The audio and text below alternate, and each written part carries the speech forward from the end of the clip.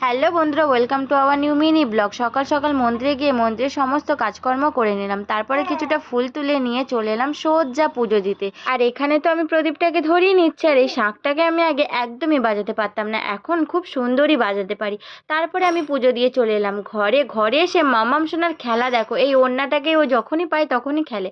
আর তারপরে রান্নার জন্য আমি সবজি কেটে নিয়েছি, সর্ষে ফুল ধুয়ে নিয়েছি, এখানে শুক্তের জন্য সব কিছু আছে, আর এখানে আছে মাছ।